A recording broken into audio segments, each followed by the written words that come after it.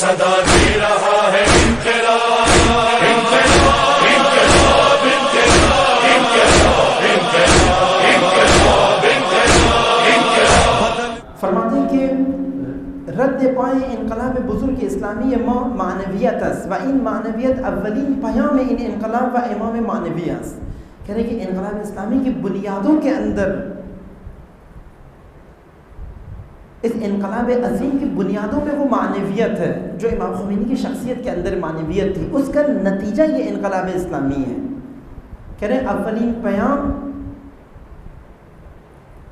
پیام این انقلاب امام معنوی است. یعنی کہ کہہ رہے ہیں کہ اگر اس انقلاب کا پہلا پیغام اگر ہم سنیں تو وہ امام خمینی کی اسی معنویت کی طرف ہمیں توجہ دے رہا ہے کہ وہ باعث بنا، وہ بنیاد بنا، وہ وجہ بنی، وہاں سے کام شروع ہوا. پہلے بھی آپ کی خدمت میں عرض کیا تھا سابقہ سال کہ امام خمینی کا انقلاب امام خمینی کی ذات سے شروع ہوا. یہ بہت بہترین کام ہے کسی بھی خطے کے اندر انقلاب لانے کا. امام خمینی نے کسی ملک کا انتخاب اپنے ملک کے اندر منتقل نہیں کیا. یہ وہ نقطہ ہے کہ اگر یہ نقطہ ہمیں سمجھ میں نہیں آیا اور ہم امام خمینی کی یاد بناتے رہے، امام خمینی کی باتیں کرتے رہے، کبھی بھی وہ انقلاب ہماری سرزمین کے اوپر منتقل نہیں ہوگا. امام خمینی کا انقلاب امام خمینی کی ذات سے شروع ہوا، اور امام خمینی کا انقلاب امام خمینی کے مائک اور اسپیکر اور کتابوں سے زیادہ امام خمینی کی ذات سے معاشرے میں منتقل ہوا. آج میری مشکل یہ ہے، آج ہماری مشکل یہ ہے، ہم امام خمینی کا پیغام اسپیکر کے ذریعے سے نہیں پہنچا پائیں گے. ہم اسلام خالص کا پیغام اگر امام خمینی کی روش پہ ہمیں پہنچانا ہے، وہ پیغام متاسفانہ اپنے لیے کہیں کہ جو کام ہم نہیں کر پا رہے، لیکن بحمدللہ اس پیغام میں اتنی طاقت ہے کہ وہ عمل سے پھیلتا ہے. امام خمینی کی ذات میں پہلے انقلاب آیا، معاشرے میں بعد میں انقلاب آیا.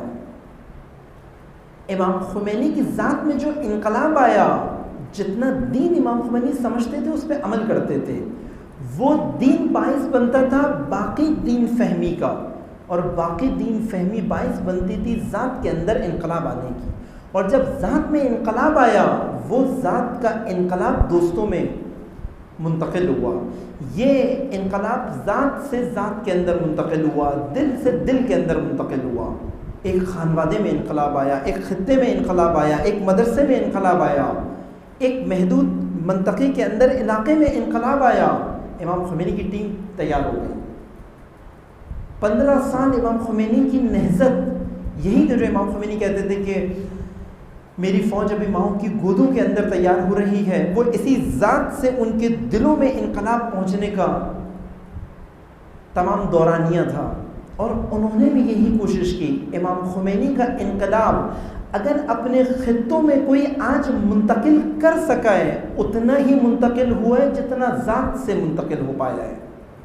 چاہے وہ نائجیریا کے اندر شیخ زقزاقی کی زحمتیں ہوں، چاہے وہ بحرین کے اندر عبد المالک الحوثی کی زحمتیں ہوں، یا بحرین کے اندر شیخ عیسیٰ قاسم و شیخ علی سلمان کی زحمتیں ہوں، اور اوج اس کی لبنان کے اندر سید حسن نصر اللہ ہیں،